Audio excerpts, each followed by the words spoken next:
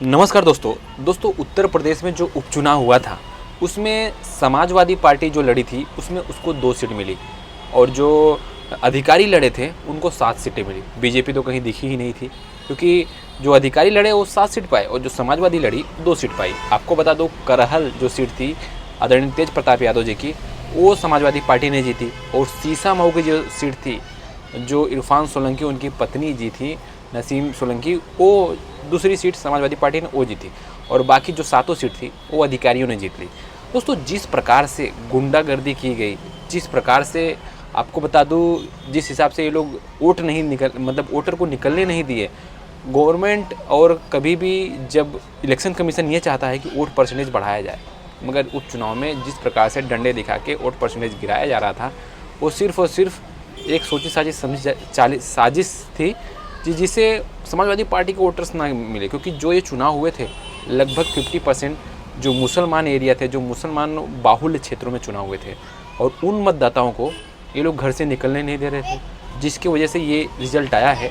BJP का इसमें तो कुछ आया ही नहीं है, केवल अधिकारी जो जीते हैं वो 7 सीट और समाजवादी जो जीती है सिर्फ 2 सीट। जब आदरणीय अखिलेश यादव जी से पूछा गया कि आप इस चुनाव के बारे में क्या आपका है, तो उन्होंने सीधा बात बोला कि ये इलेक्शन नहीं, ये करप्शन था। इलेक्शन तो कहीं दिखा ही नहीं।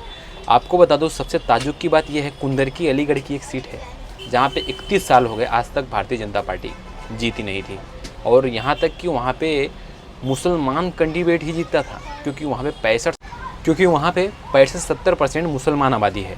दोस्तों आपको बता दूँ वहाँ पे इस बार जो प्रत्याशी जीता है भारतीय जनता पार्टी का वो लगभग 1 लाख से ज़्यादा वोटों से जीता है।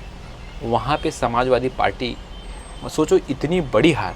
आपको बता दूं इसका जो मूल कारण था कि 240 से 250 ऐसे जगहें थे जहां पे समाजवादी पार्टी का कोई एजेंट ही बनने नहीं दिया गया। प्रशासन के लोगों ने कोई एजेंट ही नहीं बनने दिया। कहीं कहीं पे लाल कार्ड इशू कर दिए, कहीं कहीं पे लोगों को उठा के जेल में डाल दिया गया, कहीं कहीं लोगों को घर में ही हाउस अरेस्ट कर दिया गया। 240 से 50 ऐसे बूथ हैं जहाँ पे इनके एजेंट ही नहीं बने। तो वोट क्या खाक पड़ने वाली है।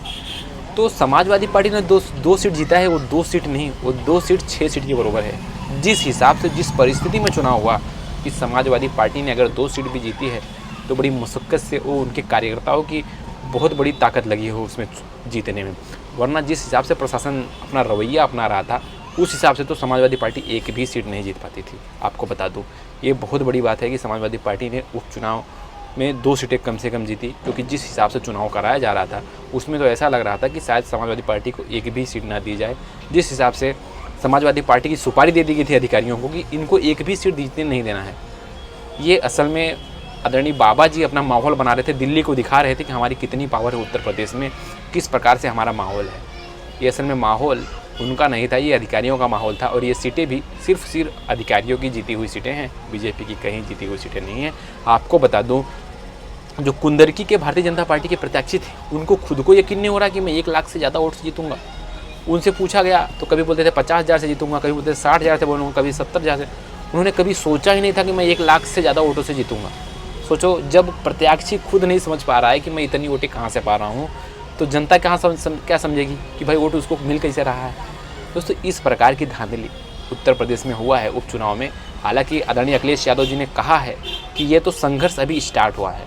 इन मनोवादियों और इन जो हाफ चड्डी वाले हैं जो ये लोग हैं, जिस प्रकार से ये लोग काम कर रहे हैं जनता को, अब तो आने वाले समय में ऐसा हो जाएगा कि मुसलमान तो वोट ही नहीं दे पाएगा। जिस हिसाब से मुसलमान बाहुल क्षेत्रों में उन लोगों को घर से नहीं निकलने दिया गया है, जो बाबा साहेब भीमराव अम्बेडकर जी का जो संविधान है उसको ख़त्म करने के लिए पूरी ये लोग साजिश कर रहे हैं कि मुसलमान समाज का लोग वोट देने ना पहुँचे, क्योंकि उनको मालूम है कि वो तो वोट देंगे इंडिया गठबंधन को। तो इसकी वजह से ये पूरी साजिश के तहत हराया गया है। बाकी आदरणीय अखिलेश यादव जी ने बोला ही है कि अब ये संघर्ष अभी हमें और बढ़ाना पड़ेगा।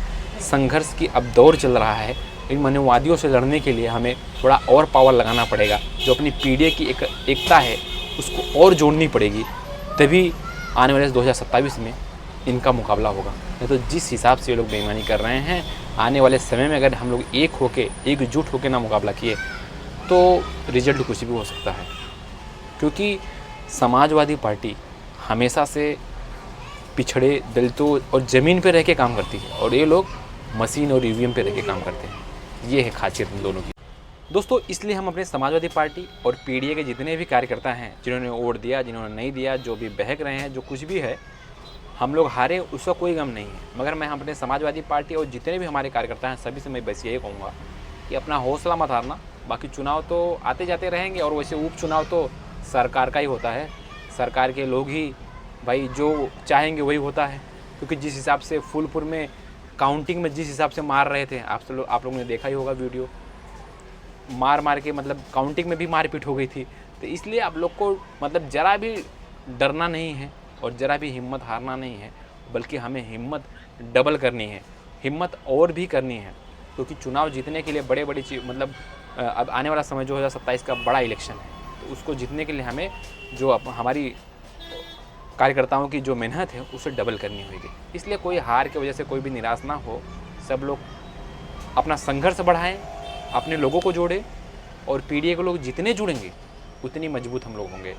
इसलिए किसी भी चीज़ का आप टेंशन मत लीजिए कि हाँ हमारी, क्योंकि इस उपचुनाव से किसी की सरकार ना तो जानी है ना तो बननी है, मगर हाँ इसमें हमारे कार्यकर्ताओं को एक संदेश दिया है कि अब हमें संघर्ष और बढ़ाना है। अब हम लोग की असली परीक्षा 2027 में है। इसलिए आप लोग से एक ही विनती है, आप लोग ज़्यादा से ज़्यादा जोड़ने का काम करें। आप लोग को बहुत बहुत धन्यवाद, जितने भी जहाँ भी जीते हैं दोनों हमारे प्रत्याशियों का अभिनंदन है। और बाकी हमारे कार्यकर्ताओं को लिए यही संदेश है कि आने वाले समय में मेहनत जारी रखें और मेहनत बढ़ा दी जाए। इसी के साथ इस वीडियो को समाप्त करते हैं। जय भीम, जय